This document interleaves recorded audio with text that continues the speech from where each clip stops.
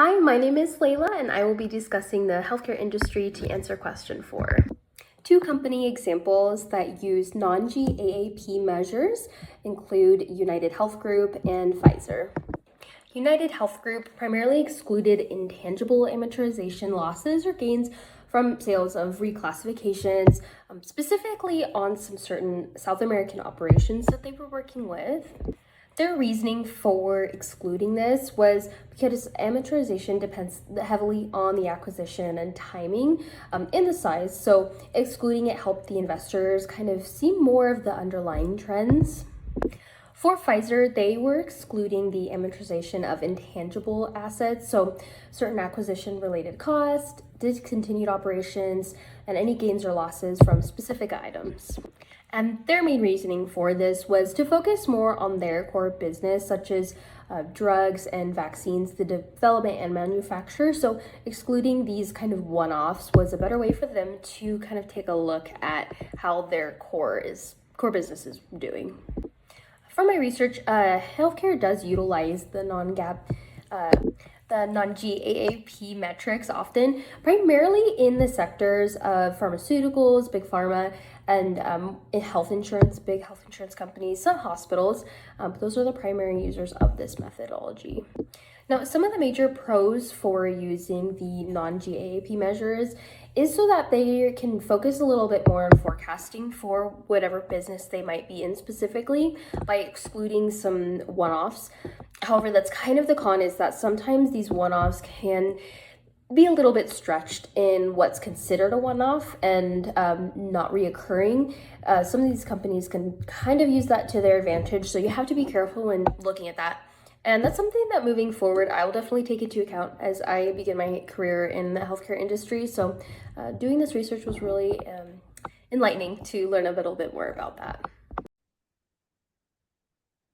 My name's Kat, and I will be covering the hotel industry. Some hotels that I researched would include Hilton, Marriott, and the Four Seasons. So there are a variety of different non-GAAP measures that come into the hotel industry. These are these are used to capture the operations of the hotel as well as the capacity of usage of rooms. With the most popular non-GAAP measurement would be the occupancy rate, which of course means the percentage of rooms occupied within the hotel. Also the RevPAR, the ADR, the adjusted EBITDA, and the adjusted EPS, which stands for the earnings per share. So, what is the prevalence across industries? Through my research, I saw that the most commonly measured across industries, the non-GAPs that is, would be the adjusted EBITDA as well as the RevPAR. However, in the hotel industry, the most common measurement forms are the RevPAR, which is revenue per available room, and the ADR, average daily rate, which is pricing per room, and also the occupancy rate of the rooms that are being used. As for the appropriateness for hotels, essentially all of the revenue is generated through the sales of rooms per night. This can be found in the RevPAR and the ADR, which measure the pricing demand and also revenue performance of said hotel. Also, the occupancy rate. This is essentially it's for the efficiency of the hotel available capacity, which is important in terms of revenue. And lastly, the adjusted EBITDA. This is very important because it removes all financial burdens from the picture, such as restructure, brand changes, or property sales, which all hotels have to go through at some point or another. Lastly, the divergence across industries was very different in hotel management than I've seen in other industries. Essentially, hotels rely on space utilization metrics, which is also the pricing of each room. While other industries, they don't really focus on this, they are more interested in units of activity, which can be seen in patients, stores, and flights.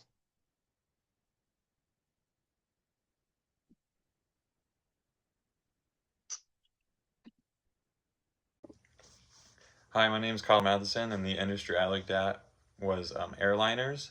In reviewing 10Ks from Delta, United, American, and Southwest, I found that all of these highlight similar non-GAAP measures.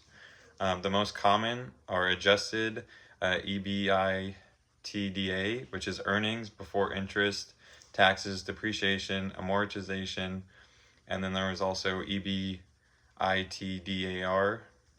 which adds back aircraft rent expenses. Airlines also focus on unit metrics. The first one is CASM or CASM. That stands for cost per available seat mile. Uh, and this measures operating cost per unit of capacity. And then there's also RASM, which is RSAM, or RASM, sorry, or revenue per available seat mile. And this shows how much revenue is earned for each seat mile flown. They also frequently report adjusted net income, EPS, and free cash flow. These are very appropriate for these airliners because seat miles drive both costs and revenue. So CASM and RASM reveal unit economics better than headline revenue. And then the adjusted EBITDA and then the EBITDA are useful in this very intense industry because they strip out financing costs and show operating cash generation. Um, Across the industries that we looked at, the unit metrics diverge. Hotels emphasize RevPAR, retail track same store sales, and social media platforms use active users or ARPU. And then the adjusted EPI TDA is common everywhere, but the exclusions differ from comparisons. And when looking at those comparisons, they need to be made carefully. So, in short, airline non-GAAP measures are highly relevant, but users must always check the connections between the industries. Thank you. Hi, I'm Dalton McGee, and I chose the semiconductor industry. In the semiconductor industry, using non GAAP metrics is very common. When we look at leaders such as NVIDIA, Intel, AMD, they all predominantly feature some of the same adjusted metrics, such as non GAAP gross margin, non GAAP operating income, and free cash flow. This is a direct response to the industry's unique economics. Building a single chip fab costs billions of dollars, and growth happens much through like acquisitions, and the market has very quick cycles. GAAP rules treat these strategic costs as ongoing expenses, making the core profitability harder to see. So these non-GAAP measures have become an essential tool for clear communication. For the appropriateness in the semiconductor industry, the semi business is all about massive strategic bets, betting billions on new fabrication plants, betting on major acquisitions for new technologies, and R&D for future products. Um, these key non-GAAP measures are tailored to access whether those bets are really paying off. If you look at non-GAAP gross margin, that's going to be excluding the cost for these acquisitions. This kind of shows us the margin on the selling today's chips, which separates it from the accounting cost of past acquisitions. For non-GAAP operating income, this is typically going to exclude reconstructing costs from closing old factories and sometimes stock compensation. This helps investors see normalized profitability in the business and separating from the adjustments in the market. And for free cash flow, it really shows if the company is generating cash after funding these multi-billion-dollar expenditures. Um, it's really a measure showing that everything is sustainable and in good health. This focus really diverges from a lot of other industries. Airlines, for example, mainly adjust for external factors like fuel prices. Social media is mainly focused on user growth and retention. The semiconductor industry looks a lot more inward. It's really adjusting for the cost of their own strategic choices. When acquisitions and building factories cost so many billions of dollars, it really helps reflecting that. The divergence kind of highlights a key insight that their non-GAAP measures are uniquely engineered to evaluate the success in that sector for, a more long-term high stakes investment. Hello, everyone. My name is John Uzelak, and I covered the social media industry. I researched Google, Facebook, and Snapchat as the three main companies in this industry. Um, Looked at their 10Ks, read their management discussions, and found some interesting and methods of how they apply their non-GAAP AAP principles and financial measures to operate their business. Next slide. So while doing research, I found these three non-GAAP measures that are all kind of distinctive to each company. Some use the same measures, some go about it differently. But to start, Google uses a non-GAAP constant currency revenue measure where they exclude foreign exchange rates and all added up, the total is one because foreign currencies can be volatile and it makes sense for them to report this all as one under this principle.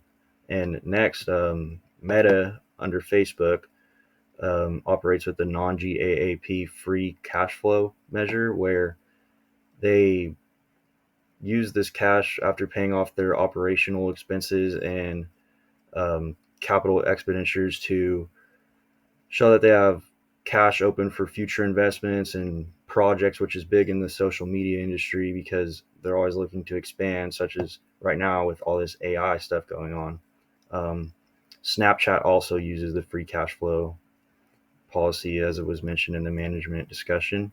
And then lastly, Snapchat applies a non GAAP adjusted EBITDA, where they exclude non-cash and reoccurring charges to apply to their statements. So after this discussion, I found similarities with other industries where I compare this most closely, the social media industry, to the tech industry or semiconductors, where they're looking to grow and expand and have this free cash flow, rather than the hotel industry, where they're focused on capacity utilization and things like that. Thank you.